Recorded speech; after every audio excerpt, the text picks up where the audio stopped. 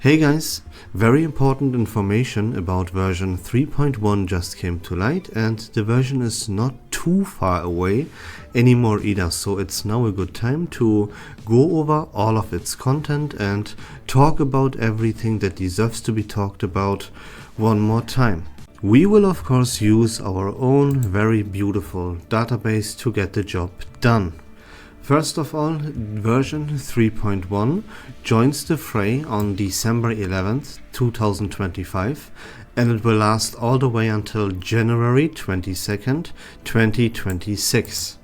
The new characters will be Robushka and Corvus. We have already talked about those characters in the deepest detail possible, so let me talk about it really quickly one more time to make this video complete. Robushka is a luxury investment. She is here to fill the void that is left in the best in slot ultimate archetype team, as you know by now that together with Gethyan, you need a sustain character that deals reality damage. The only two characters available in the game that would get the job done now are Sotheby and Mrs. Bubble. Those don't get the job done good enough anymore though, so you would want someone else to fill the void, and this is where Robushka comes in. For the Bloodtide team, Robushka is a complete waste of your resources. There is no need to invest bunnies to replace a character like Medicine Pocket. Medicine Pocket is the perfect fit and has the perfect synergy together with all of his teammates there in the Bloodtide team, and does not need to be replaced, and therefore if you would pull for Robushka to play her in the Bloodtide team, you would waste your most important resource there altogether. Cool. Then Corvus, you know, is a must skip for pretty much every single player in the game. The only scenario in which you would even consider pulling for Corvus is that you are brand new. You joined this game after the second anniversary took place, so you missed out on both Lucy and Ulrich. And even if you were stupid enough to not pull for Lucy, even though you were part of the game in the second anniversary, then you cannot play Ulrich together with Corvus. That would be a complete waste there as well. Corvus has to be played together with Brume, as Brume deals mental damage and Corvus is here to shred the mental death. So these two would perfectly synergize together, and Ulrich would not synergize very well together with Corvus. So you would skip it no matter what. But as I said, if you joined the game after the second anniversary and you just obtained yourself the character Sharon, if these two scenarios apply to you, then Corvus turns into a must pull, and next version you need to pull for Brume as well, and that is gonna be your overpowered Dynamo archetype team that you're gonna establish, and that's the only way where you would ever pull for Corvus. Then moving on to some storylines here, we get of course our main story update, right? It's called Midnight Whistle. Then we have the character stories for Robushka and Corvus, plus we get an anecdote for the character Necrologist. Our both Euphoria updates here are for A-Knight and Argus. Let me touch up upon these two as well real quick. Argus is here to fill the void.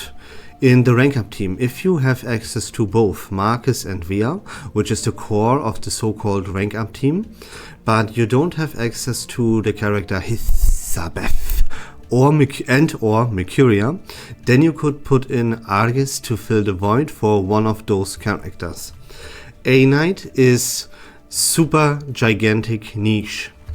Now let me explain that one more time. He's completely useless, other than if you would clear this super easy content in the artificial somnambulism, and you would be one of those slaves that doesn't have enough time, that thinks the 5 minutes investment there to clear the content would be too much, and you would like to get this content cleared even faster, so in 2 to 3 minutes instead of the 5. If that is what like truly matters to you, then A-Knight is your pick, as he is a speed farmer that clears these stages faster than any other character in the game would. Okay, that's about the 2 Euphoria updates. Moving on to the most interesting part of this patch, which are of course the banners. That's not what I'm talking about though. We have the Robushka banner of course, and we have Corvus. Robushka is from December 11th to January 1st. Then on January 1st, when Robushka goes away, Corvus comes and she will stay here until the 22nd of January. Cool. We have the Euphoria banner that includes Ezra, Argus and A-Knight of course, plus Eternity and Medicine Pocket. All of those characters here are pretty much 100% useless. Let's talk about all of them real quick. Ezra, at this point, even if you don't have Ezra, then Ezra is, thanks to Sharon, replaceable, and you can use any sustain of your liking instead of using Ezra there. So investing bunnies, the resource, the Unilogs, into Ezra now would be pretty damn stupid, if I'm being honest. Then Argus, as I said, is just a void filler in case you have access to the rank up team, but you lack a character like Hisabeth or Mercuria. A-Knight is, yeah, I mean, this is the speedrunner in case the very little amount of time that you can spend in this game is still too much for you. Then you can reduce the time by pulling for A-Knight and establishing his Euphoria update. Eternity is completely useless because at this point, if you play Bloodtide, then you will already have either Eternity or Sentinel at this point. So yeah, I mean, Eternity, what in the world is she even doing here? And I have the answer. Let me tell you why she is here. She is here for, you guessed it, new players that joined after the 2nd anniversary, don't have Nautica, but want to, for some weird reason, play the Bloodtide team. Then they can pull for Robushka as the sustain character. They can use Eternity with her Euphoria number 2 to play her as the main DPS there instead of Nautica. That is of course absolutely not recommended, and if you are in this kind of scenario, you should just accept the fact that without Nautica you can't play Bloodtide and you should move on. Same kind of scenario goes for Medicine Pocket. Again, if you play Bloodtide, then you already have Medicine Pocket at this point, or you will even pull for Robushka to replace that Medicine Pocket right there. You could of course go the way that, hey, I am such a scrub, I don't know what in the world I'm doing in this game, so I play Nautica and Semmelweis together with Flutterpage and Fatutu. Then of course you could pull for Eternity and Medicine Pocket to establish that team. And if you are a player, like many players, that pull for every single character, then you can even pull for Robushka and put her into the Ultimate Archetype team, and that way you could make use of all 3 of those characters. That is a super niche and very bad scenario to be in the first place, but I still wanted to mention that. Now, moving on to the true new information and the most interesting part about this patch in its entirety, which are 2 brand new banners. One is called Covenant of the Water and the other one is Yearning of the Water. I will do an in-depth video about both of these banners separately. I will only touch upon those 2 things, yeah, briefly right now. So let's talk about the Yearning on the Water banner first. That is of course a bait banner that should always be 100% of the times be skipped. Now in this case, this is the best bait banner of all time because it includes Kipparina and Aleph. 2 extremely good characters, especially when we talk about Kipparina, because Kipparina is versatile and can even be played outside of the impromptu team, which Aleph cannot. But, you know, Impromptu is still all the way up to version 3.2 and most likely be 3.3 as well, at least, is the 3rd best team in the entire game. And Kipparina and Aleph are very, very important parts. So this is crazy, but yeah, you should still not pull for this, as even if you need both of these characters, the risk of you pulling on this banner is still way too high. If you want both of these characters, then yeah, and you keep pulling and pulling and pulling and pulling until you have both of these, you could end up with like 3 LFs, right? And then you maybe don't even have Caparina at this point. You see, the risk here is way too high, even though it is very tempting and people will fall for this banner left, right and center, as it always is, right? But this is a must skip. Don't fall for this massive bait. That's what I'm always telling you. Okay, then the Covenant of the Water banner is very, very interesting, because I would like to call this the Christmas banner. This one will be here from December 20th all the way to January 4th, excuse me. And the way this banner works is you can perform a maximum of 60 pulls on this banner. Now, every 3 10 pulls you do, you gain one of 2 items by random. You either get your hands onto the Golden Skein 1 or the Golden Skein 2. You can open these items to obtain yourself specific characters. That means that for only 3 10 pulls, you will not only get your hands onto a 6-star character, but onto a 6-star character of your choice. You can do this twice. You can obtain 2 6-star characters for only 60 pulls. That's not even a 50-50 PD right here, and you obtain 2 characters and you can choose. Even if you would have, let's say, all of these characters already available for yourself, this is such a gigantic value that you don't want to miss, and this is a very good opportunity that even if you have all these characters, to obtain yourselves some very valuable portraits here.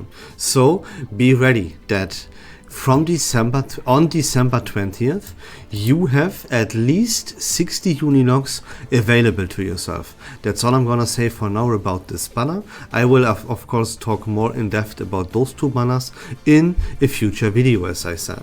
So we can move on. Then we have reoccurring events here. We get a new map. I hope it's a new map. It is called here new maps and incidents. So we get new stuff for the pre-storm protocol. Yeah, let me go over all reoccurring events and then talk a little bit more about it. Then we get, of course, Main's Bulletin with our 3 bosses unit, the usual slop. We get an update for this useless, nonsensical war room, yay. And we get an update for the Puppet Arena called Artifact Masters. Now, last time this Puppet Arena was around, I actually had a lot of fun playing this, so I'm looking forward to this, right? And yeah, all of this here, especially the Pre-Storm Protocol in the Puppet Arena, right? Very, very welcome. I don't know how in the world they could possibly not have a new map for Pre-Storm Protocol, or a tiny little update for the Puppet Arena, or a Main's Bulletin every single version. You know what I mean? The game is completely, utterly dead all the fucking time. This version 3.0, which we are in right now, is completely unplayable garbage. The most important event with this UTTU update, everyone who played this in the past was very excited for this event to return, and you make this a completely brain rot autoplay boring ass slop. Like, Jesus fucking Christ. Like, truly, what a piece of shit this game can be because of incompetent, lazy ass fucking stupid devs. It's absolutely incredible. And that's why I'm extremely excited for any little piece of content I can somehow get my hands on. So a new Pre-Storm Protocol map and a new Puppet Arena is absolutely lovely, and I can't fucking wait to play this, yeah? Sorry about the rant, but I will mention this time and time and time again until enough people quit this game and Bluepaw wakes the fuck up. So, then we have a new Reveries 500 meter dive. If you beat the entire 500 meters in the Reveries in the Rain, you get a new jerk-off point where you can hit a certain score and then flex your inflated numbers onto the community, right? Again, this is trash, but it is some type of content, some way to like play this game, and something to at least talk a little bit about. So yeah, it's trash, but not too bad, because it is content that we are starving of. So cool. Then yeah, the useless 5, I won't even mention this shit. Then we have a new Windsong garment here. They gave Windsong a gun. Alright, very funny here. Then we have a new garment for Aleph, which makes sense because we can obtain Aleph from the bait banner. Many people will be stupid enough to do that, so here you can buy a garment for this guy. Then we have a new garment. I don't really understand why they put this Mercuria garment into this version. Like, yeah, sure, the skin features a Christmas tree, so this is our Christmas garment. I mean, I guess. I don't know why she's in a Halloween dress here, but you make that make sense. I don't care, it's cool, whatever, right? And our Battle Pass garment for A Knight, who of course receives his Euphoria update. We have a Miracle Mart that no one cares about. We have the Wilderness crap that no one cares about. This one here, although this could be a little bit interesting, because what it says is that it allows you to change the island's colors. If that means, look, if you build your wilderness and you want to design it, then the pieces, the first pieces around your, let me say, base, they always be grasslands. And I tried to make my wilderness winter based. It wouldn't be possible. It would look stupid as fuck, because the first tiles are grass. So I refrained from redesigning my wilderness altogether. If that would change through this Dreamwell update, as they call it, that would be an appreciated change, and I could finally design my wilderness without it looking too fucking stupid the way I wanted to. So we will have to wait and see on that one. We have, yeah, some login event slop as always, and we get the preview for version 3.2 called Salute Paname. Welcome to the City of Light, the capital of arts and romance. And that's it for the video, guys. That was all the content that we obtain in version 3.1, which hits on December 11th. I hope this video was fun and informative. If you like Reverse 1999 content in general, please consider leaving a follow on my channel. I would really appreciate it. But until next time, don't forget to join the Discord server, link in the description down below, which also gives you access to this beautiful database. Take care of yourselves, have a great day, and we love this game.